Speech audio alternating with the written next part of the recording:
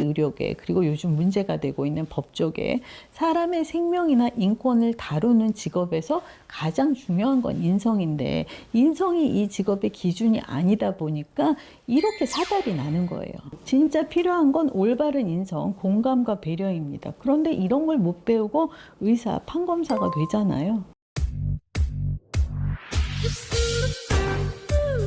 선생님, 어제 뭐 보셨어요?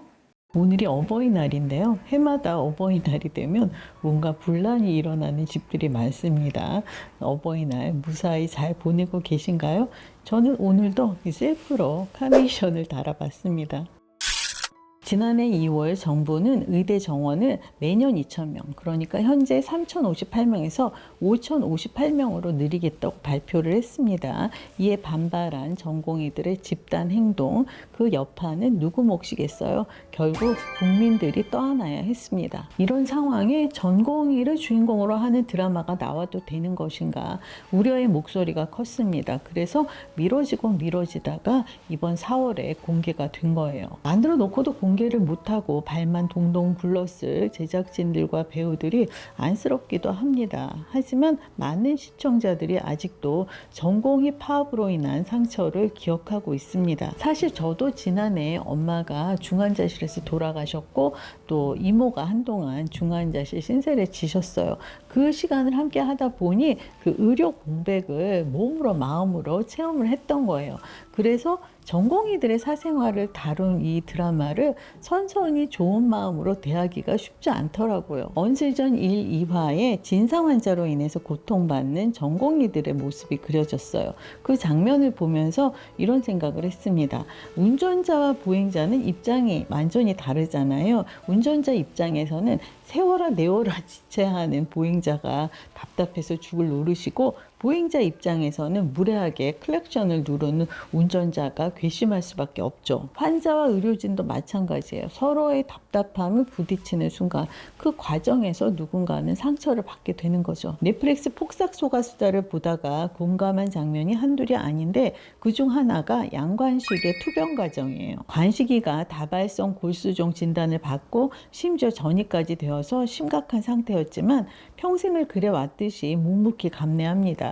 그런데 참는 거 하나는 대한민국 1등의 관식이가 아내가 병원 창구 직원에게 면박을 당하자 그 누구보다 무섭게 화를 내요. 우리가 병원에서 흔히 겪는 일이죠. 번호표를 잘못 뽑거나 엄한 데에서 마냥 기다리거나, 설명을 잘 못 알아들으시는 어르신을 차갑게 대하는 창구 직원들이 있어요. 언젠가 저는 난감해 하시는 어르신을 보다 못해서 제 번호표를 드린 적도 있어요. 의사는 애순이가 지푸라기라도 잡고 싶은 심정으로 뭘 물어보니까 인터넷에 나온 얘기 하지 말라면서 무안을 주고요. 간호사는 나가시라, 여기 쓰여있는 거 못 봤느냐, 한심하다는 듯이 한숨을 쉽니다. 환자에게는 인생의 큰 고비이거늘 공감 능력이 없어도 어쩜 그리 없는지요. 이런 상황을 겪어본 분들이 많으실 거예요. 몇 년간 저희 시어머니하고 저희 엄마가 동시에 병원 출입을 하셨는데 저는 양관식과 같은 우라를 종종 느꼈습니다. 특히 밤새 준비해 오셨을 말을 의사가 한숨을 쉬면서 끊을 때, 한마디로 영혼 없는 태도일 때, 똑같은 하소연을 너무 많이 들어서 지긋지긋해서 그런가 보다 이해를 해보려고 하지만 환자의 절박한 마음을 그 정도도 이해를 못 해주면 그럼 뭐하러 의사가 됐나요? 저희 엄마가 치매 판정을 받으셨을 때 등록을 했더니 구청에서 연락이 왔어요. 상담을 받으러 오라고. 상담을 하러 갔더니 순천향 병원에서 나오셨다는 의사 한 분이 저하고 눈도 안 마주치고는 질문을 해요. 그러더니 제가 답을 하니까 중간에 말을 끊는 거예요. 그리고 또 다른 질문을 하고는 또다시 말을 자르더라고요. 제가 그랬습니다. 제가 적선을 받으러 온 게 아니다. 질문을 하셨으면 답을 끝까지 들으시고 뭔가 사인이 필요한 거면 사인만 하고 저는 돌아가겠다. 이렇게 얘기를 했어요. 그랬더니 얼굴이 벌개져서 저를 노려보더라고요.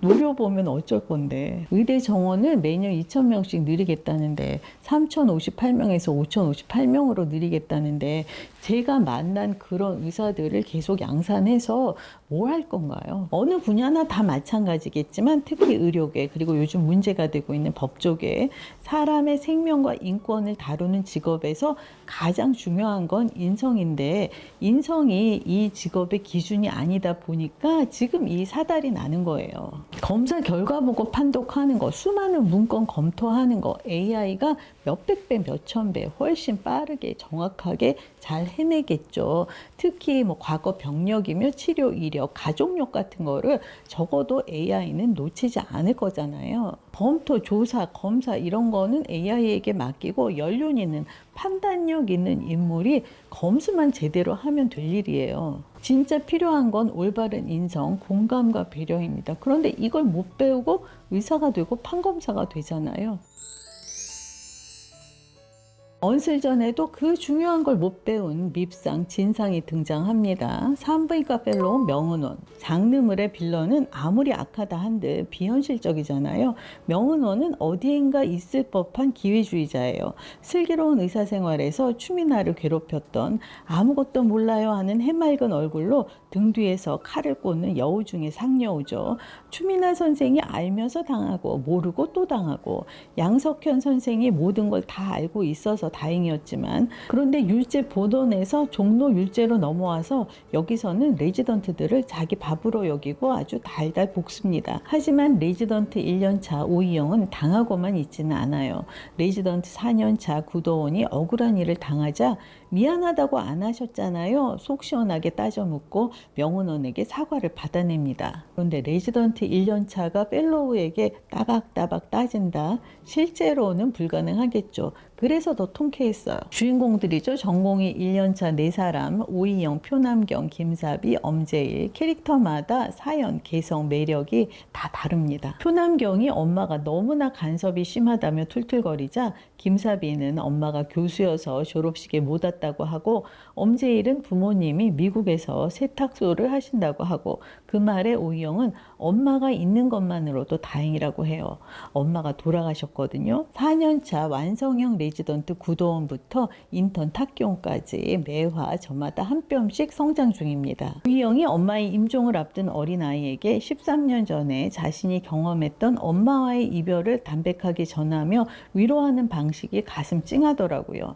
탁교원 역의 차강윤 배우, 지난주 인상 깊은 에피소드가 있었어요. 지난해 TVN 졸업에서 모범생 역할로 눈도장을 찍었고 얼마 전 종영한 JTBC 협상의 기술에서 M&A 팀 인턴 막내로 나왔고 언슬전이 세 번째 작품인데요. 촬영 순서로 보면 언슬전이 가장 먼저일 수도 있겠네요. 여러모로 앞으로 어떻게 성장할지 기대되는 배우입니다. 엄재일 역의 강유석 배우는 폭삭소가수다에서 금명이 동생 은명이었죠.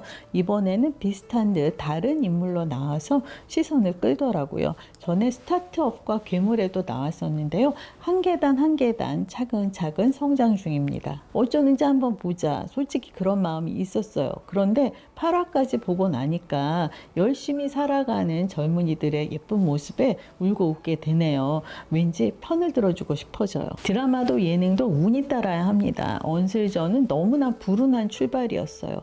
어쨌든 12부작 중에 8화까지 왔습니다. 남은 4화. 이런 의사들이 진짜 존재하기를, 이런 세상이 오기를 간절히 바라는 마음으로 지켜봐 주셨으면 좋겠어요.